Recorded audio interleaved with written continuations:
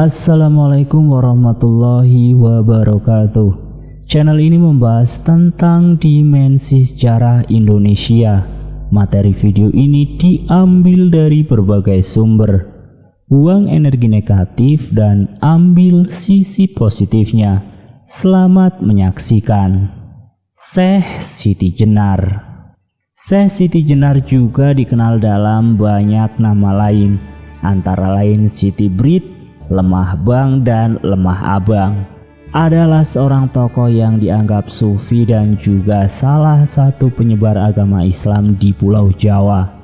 Tidak ada yang mengetahui cara pasti asal-usulnya. Di masyarakat terdapat banyak varian cerita mengenai asal-usul Syekh Siti Jenar. Sebagian umat Islam menganggapnya sesat karena ajarannya yang terkenal, yaitu manunggaling kaulo Gusti. Akan tetapi sebagian yang lain menganggap bahwa Syekh Siti Jenar adalah intelektual yang sudah mendapatkan esensi Islam itu sendiri. Ajaran-ajarannya tertuang dalam pupuh, yaitu karya sastra yang dibuatnya. Meskipun demikian, ajaran yang sangat mulia dari Syekh Siti Jenar adalah budi pekerti. Syekh Siti Jenar mengembangkan ajaran cara hidup sufi yang dinilai bertentangan dengan ajaran Wali Songo. Pertentangan praktek sufi Syekh Siti Jenar dengan Wali Songo terletak pada penekanan aspek formal ketentuan syariah yang dilakukan oleh Wali Songo, konsep dan ajaran. Ajaran Syekh Siti Jenar yang paling kontroversial terkait dengan konsepnya tentang hidup dan mati, Tuhan dan kebebasan, serta tempat berlakunya syariat tersebut. Syekh Siti Jenar memandang bahwa kehidupan manusia di dunia ini disebut sebagai kematian. Sebaliknya, yaitu apa yang disebut umum sebagai kematian justru disebut sebagai awal dari kehidupan yang hakiki dan abadi. Konsekuensinya, ia tidak dapat dikenai hukum yang bersifat keduniawian atau hukum negara dan lainnya, tidak termasuk di dalam hukum syariat peribadatan sebagaimana ketentuan syariah. Dan menurut ulama pada masa itu yang memahami inti ajaran Siti Jenar bahwa manusia di dunia ini tidak harus memenuhi rukun Islam yang 5, yaitu syahadat, sholat, puasa, zakat, dan haji. Baginya, syariah itu baru berlaku sesudah manusia menjalani kehidupan pasca kematian. Syekh Siti Jenar juga berpendapat bahwa Allah itu ada di dalam dirinya, yaitu di dalam budi. Pemahaman inilah yang dipropagandakan oleh para ulama pada masa itu. Mirip dengan konsep Al-Halaj atau tokoh sufi Islam yang dihukum mati pada awal sejarah perkembangan Islam sekitar abad ke-9 Masehi, tentang hulul yang berkaitan dengan kesamaan sifat manusia dan Tuhan, di mana pemahaman ketauhidan harus dilewati melalui 4 tahapan. Yang pertama syariat, atau dengan menjalankan hukum-hukum agama seperti sholat, zakat, dan lain-lain. Yang kedua tarekat, dengan melakukan amalan-amalan seperti wirid, zikir dalam waktu dan hitungan tertentu. Yang ketiga hakikat, di mana hakikat dari manusia dan kesejatian hidup akan ditemukan. Dan yang keempat makrifat, kecintaan kepada Allah dengan makna seluas-luasnya. Bukan berarti bahwa setelah memasuki tahapan-tahapan tersebut, maka tahapan di bawahnya ditiadakan. Pemahaman ini yang kurang bisa dimengerti oleh para ulama pada masa itu tentang ilmu tasawuf yang disampaikan oleh Syekh Siti Jenar. Ilmu yang baru bisa dipahami setelah melewati ratusan tahun pasca wafatnya sang Syekh. Para ulama mengkhawatirkan adanya kesalahpahaman dalam menerima ajaran yang disampaikan oleh Syekh Siti Jenar kepada masyarakat awam, di mana masa itu ajaran Islam yang harus disampaikan adalah pada tingkatan syariat. Sedangkan ajaran Siti Jenar sudah memasuki tahap hakikat dan bahkan makrifat kepada Allah, atau kecintaan dan pengetahuan yang mendalam kepada Allah. Oleh karenanya, ajaran yang disampaikan oleh Syekh Siti Jenar hanya dapat dibendung dengan kata sesat. Dalam pupuhnya, Syekh Siti Jenar merasa malu apabila harus berdebat masalah agama. Alasannya sederhana, yaitu dalam agama apapun, setiap pemeluk sebenarnya menyembah Zat yang Maha Kuasa. Hanya saja masing-masing menyembah dengan menyebut nama yang berbeda-beda dan menjalankan ajaran dengan cara yang belum tentu sama. Oleh karena itu, masing-masing pemeluk tidak perlu saling berdebat untuk mendapatkan pengakuan bahwa agamanya yang paling benar. Syekh Siti Jenar juga mengajarkan agar seorang dapat lebih mengutamakan prinsip ikhlas dalam menjalankan ibadah.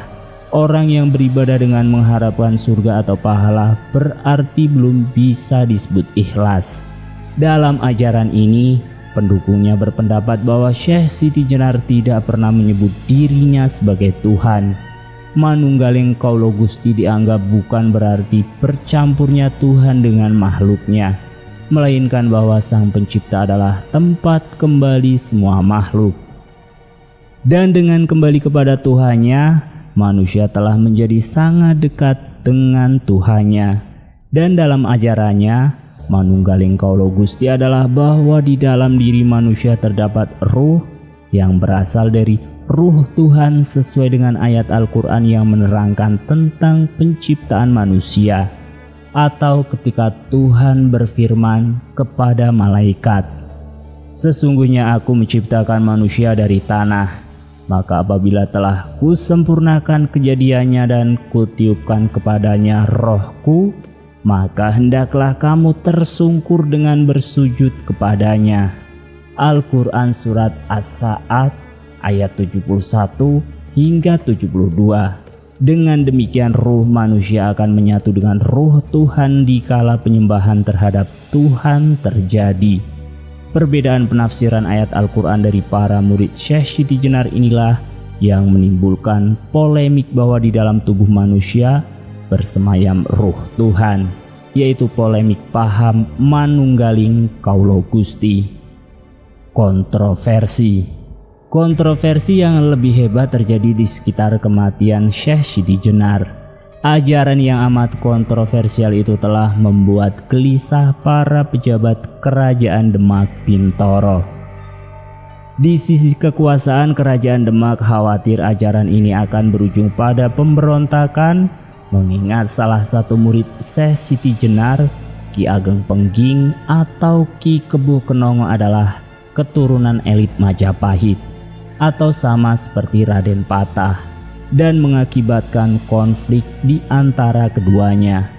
Dari sisi agama Islam, Wali Songo yang menopang kekuasaan Demak Bintoro khawatir ajaran ini akan terus berkembang sehingga menyebarkan kesesatan di kalangan umat. Kegelisahan ini membuat mereka merencanakan satu tindakan bagi Syekh Siti Jenar, yaitu harus segera menghadap Demak Bintoro.